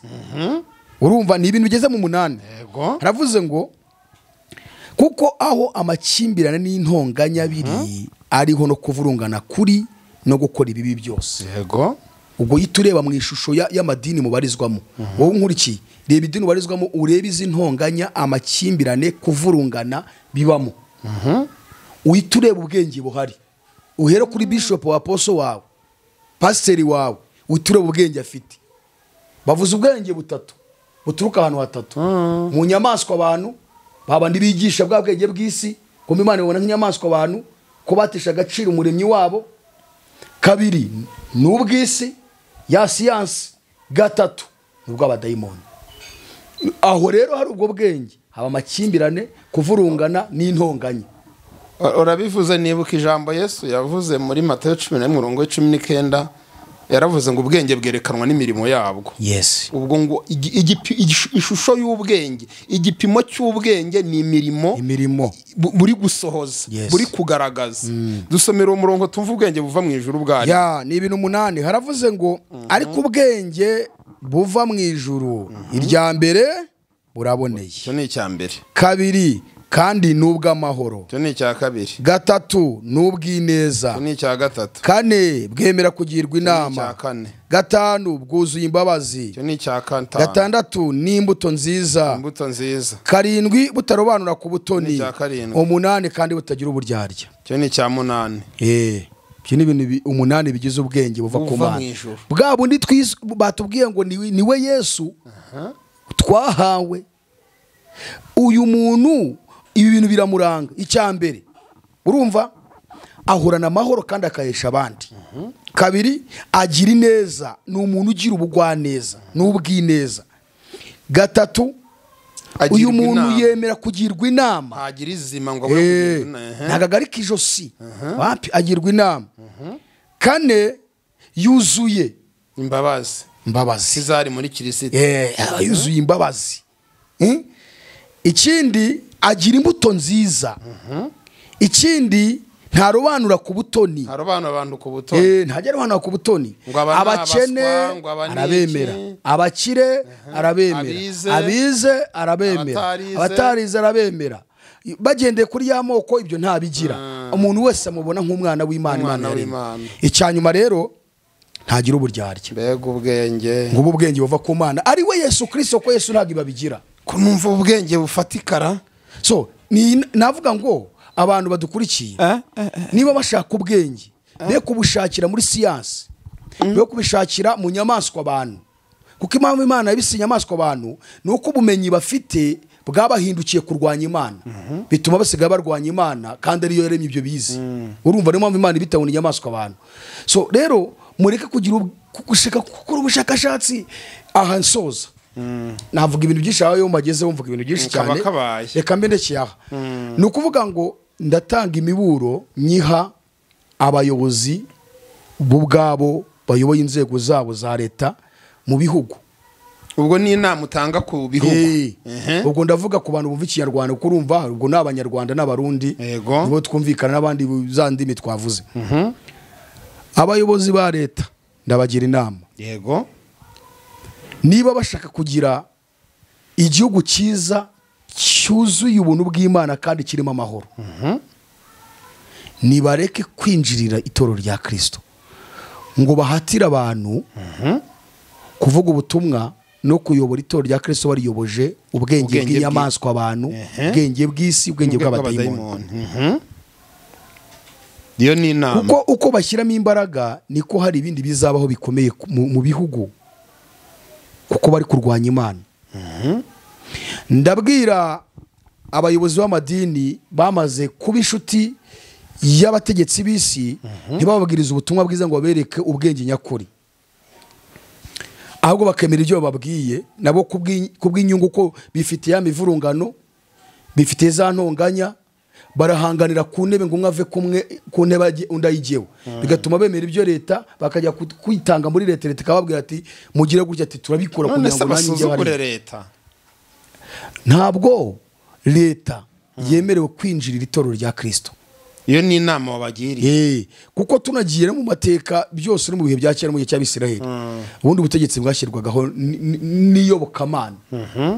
Niyo mpamvu habagaho umutambyi, umuhanuzi n'umwami. Umwami yimikwaga n'umutambyi. None ubutegetsi busigaye bushyiraho bwimika mu iyobokamana. Abapasiteri simuritse ko RGB yimitse muri ADPR yimika Ezayenda Izeye. Ariko baba baje kubafasha kubera ko hari biba byabananiye. Biba byabananiye kubera bya bindi twabonye hari. Baje kubunganira babafasha. Bataye ubwenge bw'Imana ari we Kristo, bituma bafata ubwenge bw'isi bagira amakimbirane n'intonganya. Nawe ntiwaba uyoboye igihugu ngo ubone abantu bari kurwana ngo ubure kubakiza. Ibyo ngibyo biri mu maboko ya leta. Leta niyo igomba gukemura ibibazo byose by'abaturage. Mu gihe kuko yaba bari mu madini cyangwa mu myemerere runaka, bose ni abaturage b'igihugu. Ubwo nabinjiramo nkije kureberera abaturage. Nkije kwita ku baturage bayo. Kurebera abaturage kuko aho kugira ngo bicane yakwinjira. Ariko icyo nababwiraga ko bavuga ngo kubirebana n'uburyo ivugabutumwa rigomba gukorwa, ntabwo leta yemerewe kubyinjira. Ivugabutumwa ho rwose ivugabutumwa leadership y'ubuyobozi mu ntuza mu itorero ntabwo abyemerewe. Wowe ibyo bemewe ni ukuza gukemura ibibazo. Rega ntibapfa no kubimenya, ni ibintu by'ubwiru. Biba binagoye kugira unabimenye utarabihawe. Uzi ikibazo se ni uko ba nyir'ubwite bimenye inda bakagenda ubwo bwiru babuhishura. Urumva? Niyo mpamvu navuga ngo leta mwarakoze cyane kuba mutangiye gusoresha abapasiteri n'ababishop. Oya niba sori barabashimiye ko aribo bimenye inda se ko basoresha. Bimenye inda bagaragaza ko impamvu bahora bahanganye barwana n'amakimbirane n'amafaranga ibyinjira. Bakerekana amafaranga asoko uko angana, aturwa uko angana. Leta ati ubutunzi bw'abaturage bacu turirwa dufasha abakene, kumbi abanyamadini bo bifite ayo mafaranga ko ntahiratangira kubasoresha. Yewe barabipropose ariko banza bitara. Yewe barasora. Ubu bari gusora. Ugenda ukora ubushakashatsi urabisangayo. Hanyuma musore kuko ni mwebwe mwimenye inda. Ahubwo icyo navuga, wari kugira inama abayobozi b'amadini ya Gikristo, nagira ngo mabwire ngo mureke gufata ibintu by'Iyobokamana ngo mubivange n'ibya politiki, mubivange n'ibyo muri siyansi. Muyobozi itorero ubwenge bw'Imana ari we Kristo, kandi mumwemerere ari we uyobora. Kuko nk'uko wabivuze twabonye intumwa zanyeganyeje isi. Bahagaraga Yesu ugeze nababwira ngo bazabaca mu masinagogi, muzatakwa n'abapagani, muzahagarara imbere y'inkiko. Mu nkiko ni umunsi muzamuhagaze muri izo nkiko, muramenye ntimuzagira ubwoba bw'icyo muzireguza icyo gihe, kuko nzabaha ururimi badashobora gutsinda. Ibyo muzavuga icyo gihe nzaba ndi kubiha ako kanya, ko nijya ugenzura imitima yose. None uyu munsi ngo idini ridafite ngo umuntu ushobora kujya kurivuganira muri leta ngo wize. Niyo mpamvu birangiye abantu bose bavuga ngo bige, mu gihe Imana yavuze ngo nimunahagarara mu nkiko nzabaha ururimi batazabasha gutsinda. None idini ryo rya Gikristo ati oya, hagomba kuba abantu bajya kutuvuganira mu gihe hari urubanza. Je nabibonye Gitwaza afite abavoka batatu, abanyamategeko batatu bamuburanira. ariko baturuka mu rusengero rwe. Mu idini ye iby'urusengero tubyihorere. N'abava mu idini ye. Mu idini ye. Naringize ngo yafasha bisi. Oya. Abaturuka mu idini ye. Okay. Ni mpamvu ndikubwira nyine ko mu madini yose ngo bashaka abantu bize bajya kubavuganira muri leta. Bize ururimi rw'isi ntago bashaka ururimi rwa Kristo azaba ahagaze imbere y'urukiko. Urumva? Niyo mpamvu buriya ba Stefano kwiregura kwabo byabasabaga kuba bafite ubwenge bw'isi. None se abantu batwereka Stefano yize. So rero ni ukuvuga ngo Imana ifite ububasha bwo gufata umuntu kamuhindura umunyabwenge ku rwego ruhanitse, kuko igera imitima y'abantu ikamagarika imbere y'abantu igahita imbwira ngo babwire ibi. Icyo mvuze bakabura uburyo bagisesengura bikabananira, kugitsinda bikabananira, bavata icyo kintu mukivana mugende mukice gusa. Kuko kandi bagasigana umutima bateka ibyo yavuze nibyo, ahubwo nuko tubona dusebeye imbere y'abantu tuzi icyo twavuguruza. Ntusi Imana ari wayivuguruza. Mu gusoza rero ndabaha ubutumwa bwa nyuma abayobozi b'amadini n'abategetsi cyangwa abayobozi ba leta. Ariko cyane burareba abayobozi b'amadini. Aya magambo Paulo yagarutsemo hano mu Bakorino n'ubundi rwa rwandiko twari turimo rwa mbere, igice cya mbere, igice cya gatatu, umurongo wa 18 kugeza ku murongo wa 21. Haravuze ngo ntihakagira umuntu wishuka, umuntu wese wo muri mwe niyibwira ko ari umunyabwenge ku by'iki gihe. Iby'iki gihe ni ubwo bumenyi bw'isi. Umuntu wese wo muri mwe niyibwira ko ari umunyabwenge ku by'iki gihe aba umuswa kugira ngo abone uko aba umunyabwenge nyakuri. Mbese nimuze ku bwenge bw'isi ari ubupfa ku Mana, kuko byanditswe ngo itegesha abanyabwenge uburiganya bwabo, kandi Uwiteka azi ibyo abanyabwenge batekereza ko bitagira umumaro. Nuko ntihakagira umuntu wirata abantu. Urumva? Ubu ni ubutumwa ngeneye abayobozi bose bayoboye amadini yabo ya Gikristo ndetse n'abafite yayandi temera Yesu. Mbugeneye aba bantu kugira ngo bimenye ko itorero rya Kristo ntago riyobozwa ubwenge bw'isi.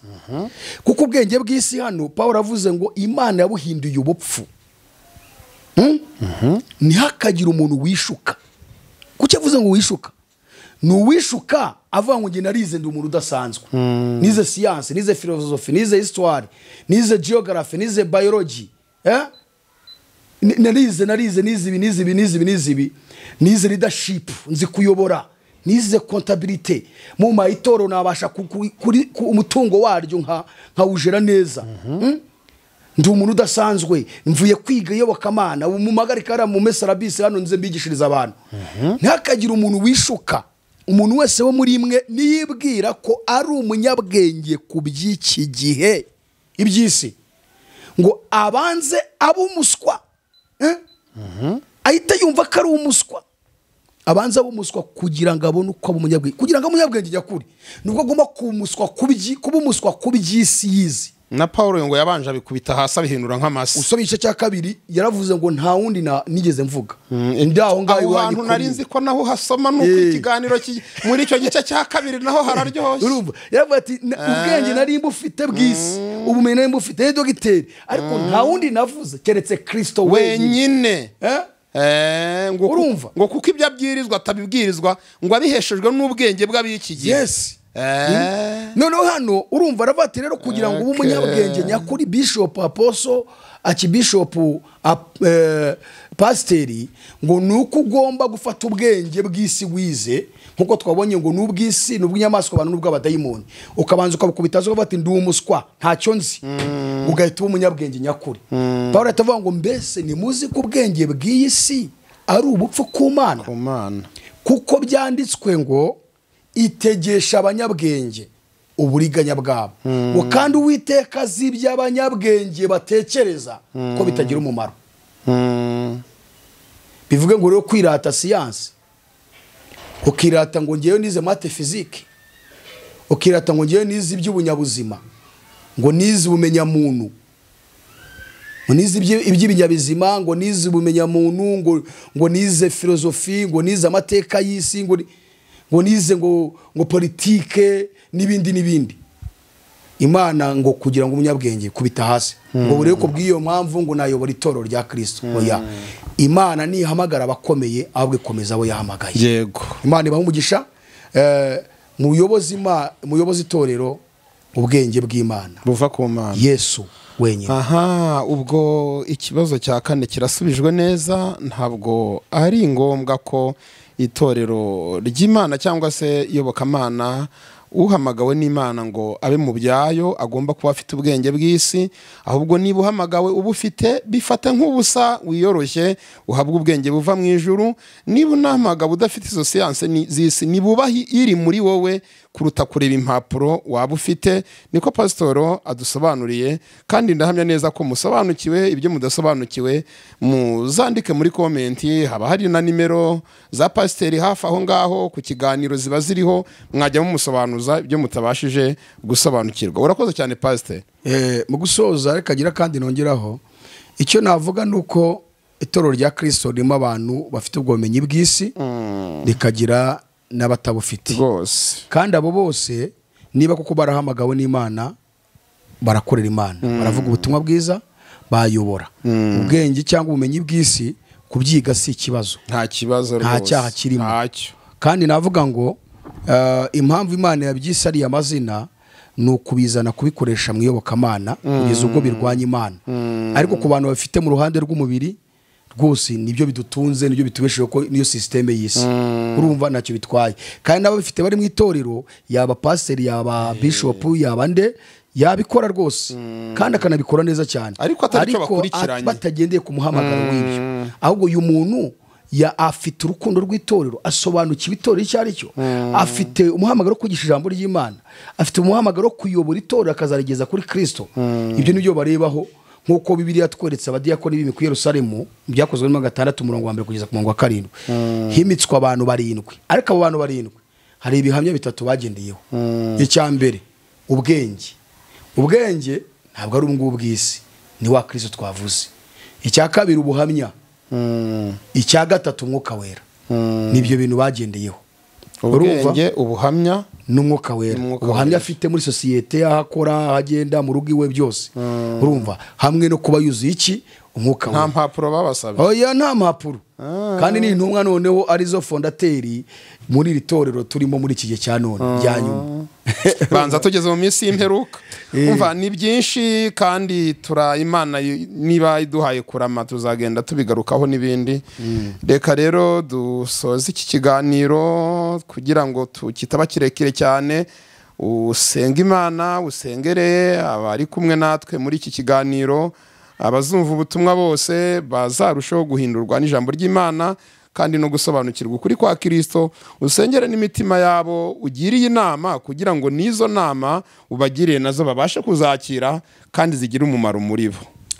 Uri Imana yo kwizerwa no kwiringirwa, uri Imana ifite ubutware n'ubushobozi, uri Alpha na Omega, itangiro n'iherezo, uri ibyiringiro by'abera, uri amahoro yacu. Waraduhamagaye, uradukomeza twari abantu bisuzugurwa, hari n'abari bakomeye wakubise hasi kuko batakubashye. Byose urabishoboye, ndetse ni nako umugaragu wawe Sarayi yavuze ubwo yaramaze kubyara. Umugabo wa Hana aravuga ngo uri Imana ishyira ikuzimu igakurayo, kura ku cyavu ukicazanya n'ibikomangoma. Byose urabishoboye. Dusengeye abantu bose bari bakuri iki kiganiro kugira ngo ubafashe. Aya matorero ya Gikristo, abantu bose bamaze kuyangiza agahinduka amadini, abayobozi bayarimo, ubafashe kugira ngo bongere bibuke ko itorero ritayoborwa n'ubwenge bw'isi, ahubwo riyoborwa n'ubwenge bw'ijuru, ari we Kristo. Nkuko biratubwiye ngo n'ubwenge bw'Imana bwahishwe. Kandi n'abategetsi b'isi batuye mu bihugu byacu, nabo Mana ubahe gusobanukirwa agaciro k'itorero, ndetse no kuryubaha no kuritinya, kuko ariho aturuka iby'ubugingo byose ku bari mu isi bose. Rero dusengeye abantu bose bazumva iki kiganiro kugira ngo bazabashe guhindurwa nacyo. Mwuka w'Imana akomeze gushyigikira ubutumwa bwiza, tubyambaje twizeye mu izina rya Yesu, amen. Amahoro y'Imana bane namwe, mukomerere mu mwami no mu mbaraga z'ubushobozi bwe bwinshi. Turabakunda cyane, amen. Gusenga everyday, gusenga buri munsi. Nusenga uzanesha, nunanigwa gusenga uzaneshwa. Senga.